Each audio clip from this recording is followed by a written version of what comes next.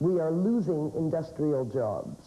There is some degree of deindustrialization in Canada. As a result, capital has to seek new spheres, new areas.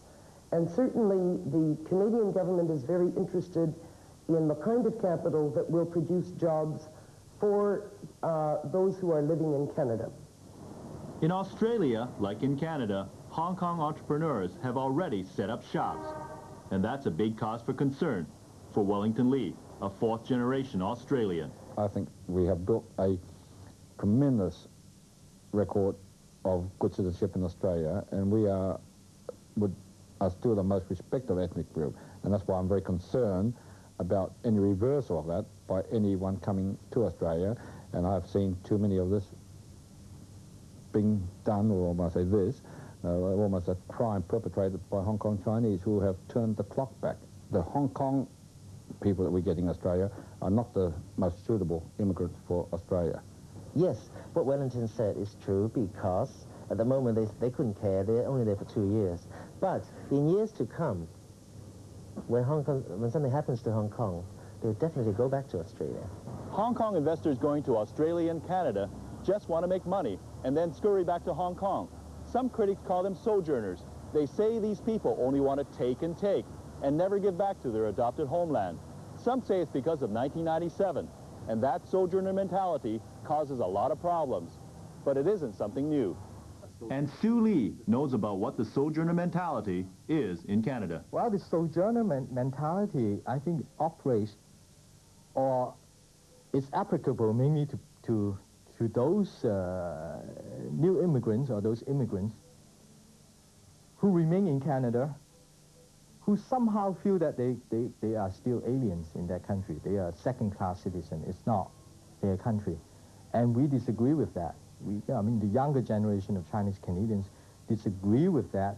We say that Canada is our country.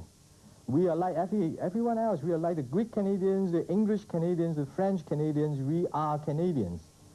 But for the immigrant who's in the position to come and get a passport and then take off and only come back when he's in trouble, there may be some basis for saying that he is not interested in making a contribution to Canadian society, that it is a completely self-interested thing. Like Australia, Canada is a new world country. In terms of size, both countries don't have a lot of people. In development, there's an industrial and commercial base. And some Canadians feel there has to be less of a sojourner mentality and more of a commitment to becoming a Canadian. If the Hong Kong immigrant entrepreneur is prepared to Canadianize the capital and the industry or commerce in which it is invested, it will be a real contribution to the country. Nationalizing or Canadianizing foreign capital is an age-old argument in Canada, but there are more demanding issues of race and immigration that affect Hong Kong settlers in Canada and Australia. We'll look at those issues on part 2 of Focus. The early settlers in Australia and Canada came from a British or a French background, but in time with immigration, both countries became more multicultural. Australia less so, while in Canada is a lot more racially mixed now. Sometimes that leads to separate communities. Alexander Lukey is in charge of immigration at the Canadian Commission in Hong Kong. The only thing that Canadians probably are offended by are those who don't want to adapt, are those who want to ghettoize and don't wish to reach out and to become Canadians. The Chinese have learned the same lesson that every other ethnocultural minority that has come to Canada has learned.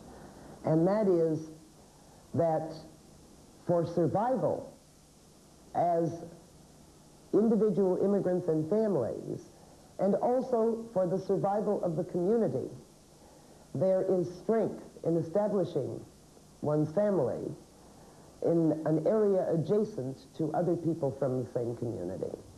In Toronto, recent Hong Kong immigrants have tended to live in neighborhood clusters. Some say professional and middle-class suburban ghettos. And when the Hong Kong Finance Dragon Center was built in a Toronto suburb in the early 1980s, it caused anti-Chinese feelings. That's what some European Canadians felt. Until I was a young adult, it was legal for people in a neighborhood to say that no Orientals, no Chinese, no Europeans could live in their neighborhood, and to keep the neighborhood pure racially. The law is now no longer permits that, but the attitude is still there. In Australia, Sydney and Melbourne have the biggest Chinatowns and the largest Chinese communities. Some claim there's still anti-Chinese sentiment. Really want to know whether discrimination, racism, or prejudice is dead, then do what I have done. Go to a country hotel with virtually just a few families living there where they haven't struck Chinese before, sit in a public bar, and I will be surprised if you don't get comments made about your race. But for Jimmy Chow, who lived in Australia for 13 years before returning to Hong Kong in 1977, he says it isn't simply a matter of skin color. Well, in Australia, it's definitely not a race question. It's like, I could use the word class, more a class question, like it applies to a lot of countries, any countries in the world. Now, Australians will respect what you can do, or not what you say you can do. If you can do it, and do it well, they respect you for it. They will accept you as part of them.